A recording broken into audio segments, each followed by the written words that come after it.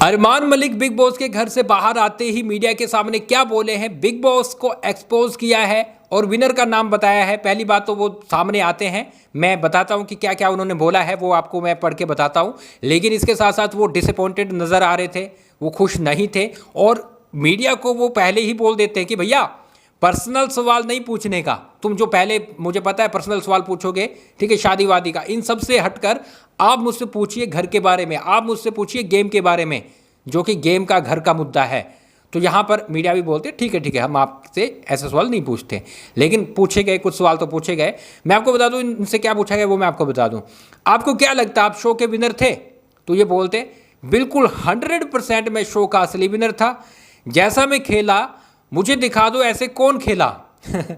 ये बोल रहे कि मैं अभी आपको बताऊं तो ये बोल रहे कि जैसे मैं खेला ना गेम में, हाँ वैसे मुझे बता दो कौन खेला। तो अरमान जी जैसे आप खेले हो ना गंदे तरीके से, ऐसा कोई नहीं खेला, आपसे बढ़िया ही खेले हैं सभी, कटारिया तो आपसे बेटर ही खेला है। इसके बाद ये बोलते मैंने एक एक पॉइंट दिमाग से खेला है, हर चीज़ माइंड से सोच के खेली है और वैसा घर में हुआ भी है, जो जो मैंने बोला वैसा हुआ है, जो मैंने बोला बाहर जाएगा वो बाहर आया है।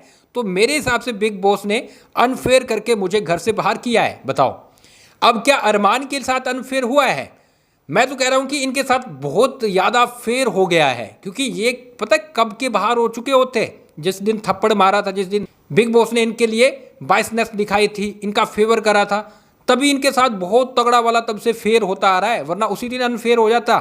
ठीक है, अनफेयर क्या, इनको इनकी सज़ा मिलती है, अनफेयर तो क्या होना था, सही होता। अगला सवाल इनसे पूछा जाता है, विशाल को आपने थप्पड़ मारा जबकि उसकी गलती उतनी बड़ी नहीं थी। तो ये बोलते देखिए मैं बाहर आया हूं, मैंने खुद देखा उसने कुछ गलत वर्ड और गलत नज़र से देखा है, मैंने बाहर आके सब चेक किया और वहां से पता चला कि उस टाइम जो बात सामने आई थी वो सही थी, यानी विशाल ने गलत किया था और मुझे अब उस चीज़ का अफसोस नहीं। ओ भाई, ये आकर बाहर एपिसोड इन्होंने देखा है, क्योंकि आपको पता है सीधा होटल में भेजा जाता है, तो आकर इन्होंने एपिसोड देखा है और उसमें देखने के बाद ये बोल रहे कि भैया जो उसने बाहर भाग्यशाली भैया बोला है, ठीक है, उस चीज़ को देख कर आया हूँ, उनके हिसाब से विशाल गलत है और मैंने जो किया वो सही किया, इस चीज़ का अफसोस नहीं है, ये अरमान बोलते नजर आ रहे हैं। तीसरा सवाल इनसे पूछा जाता है, आपकी ना तो सना, ना कटारिया और ना विशाल शिवानी से बनी, ऐसा क्यों?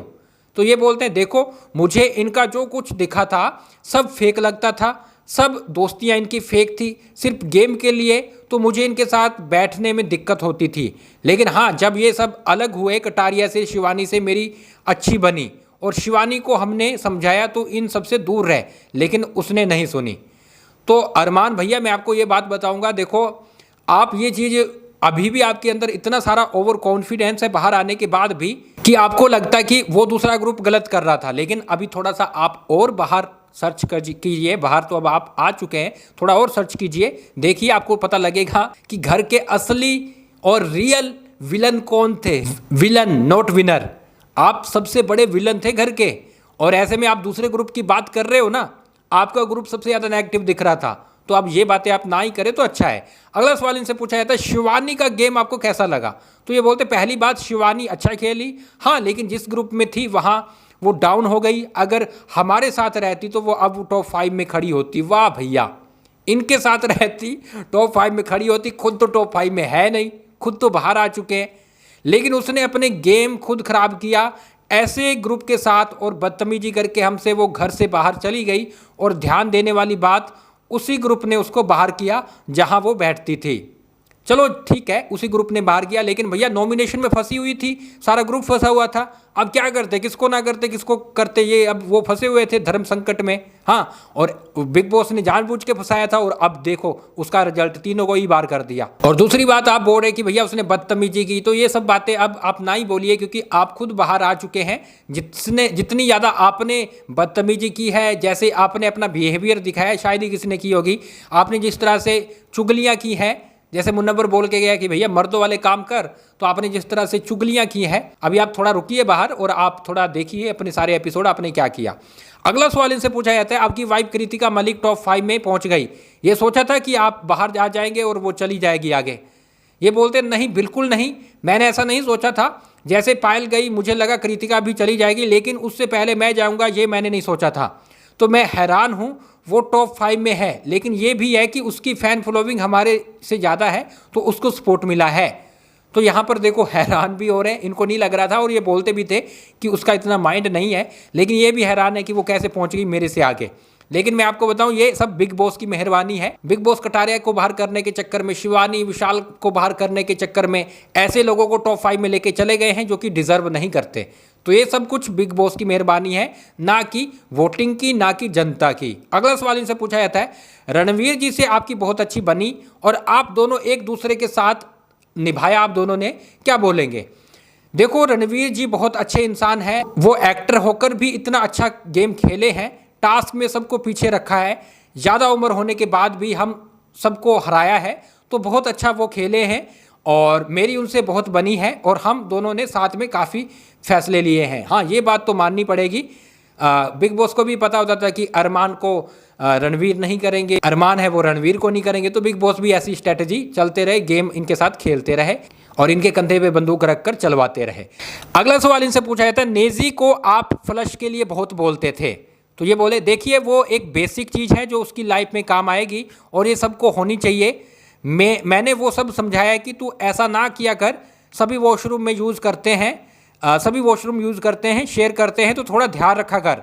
लेकिन लोगों ने उसको बाहर गलत तरीके से लिया, तो अब मैं उस पर और क्या बोलूँ? भैया तुमने बोला ही गलत, तो उस पर क्या बोले? या भाई तू फ्लश अगर वो नहीं करके आया, एक बार समझा दे, फिर तू कर दे, क्या दिक्कत हो रही है?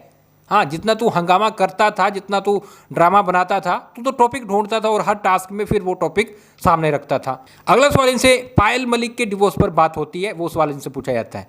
देखो वो सब सही है, मेरी पायल से बात हुई है, सब बढ़िया है, ऐसा कुछ नहीं है कि वो डिवोर्स दे रही है। वो वीडियो जो उसने बनाया वो हंसी मजाक में था और कुछ नहीं। मैं बस उसके पास जा रहा था, अभी जा रहा हूँ और बच्चों से मिलता हूँ, उसके बाद आप देख लेना कि भैया हमारे बीच सब ठीक है।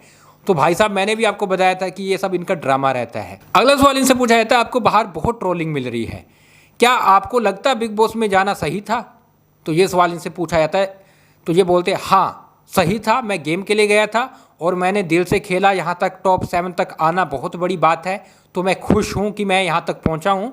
और दूसरी बात रही ट्रोलिंग की, तो वो मैं सालों से देख रहा, वो होती रहती है, तो वो कोई बड़ा इशू नहीं है। तो भैया ये सीरियस थोड़ी लेंगे ऐसी बातों का ना, ये बोले कि ट्रोलिंग होती रहती है, तो मेरे लिए इतनी कोई खास बात नहीं है।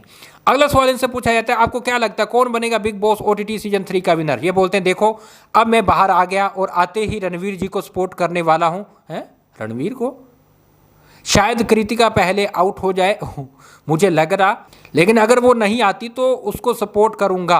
अच्छा, तब मैं सोच रहा हूँ कि रणवीर अपनी वाइफ को छोड़ के रणवीर को कैसे सपोर्ट कर रहा है। अब ये बोल रहा कि अगर वो, मुझे लगता है वो पहले आउट हो जाएगी, इसको पता है कि वो पहले आउट हो जाएगी क्योंकि इसको सब पता रहता है, और इसलिए बोल रहा है कि अगर वो नहीं आई फिर मैं उसको सपोर्ट करूँगा, अगर वो आ गई तो मैं रणवीर को करूँगा।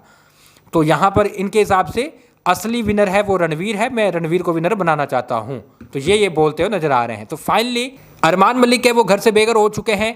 अभी और भी सवाल पूछे गए हैं, लेकिन कुछ सवाल है वो निकल के सामने आए हैं जो मैंने आपको मेन बता दिए हैं। बाकी काफ़ी सारा बड़ा इंटरव्यू उनका हुआ है आधे घंटे का, जैसे ही आएगा मैं आपको जरूर बताऊंगा, ठीक है। बाकी आप क्या बोलोगे अरमान का एलिमिनेशन पर? कटारिया का भी हो चुका है, अरमान का तो बिल्कुल सही किया गया, लेकिन कटारिया का अनफेयर था, अरमान को बहुत पहले कर देना चाहिए था, क्योंकि अरमान स्टार्टिंग से ही रूल है उसकी उल्लंघना करता आ रहा है और अभी तक उसको रखा हुआ था, ये चीज़ पहले से हो जानी चाहिए थी। लेकिन इसको इसलिए किया गया कि भैया कटारिया का जो गम है वो दूर हो जाए, लेकिन फिर भी कटारिया का गम दूर नहीं होगा। क्या बोलोगे लिख डालिए। इसके साथ गाइज आप हमें फॉलो और सब्सक्राइब कर लें।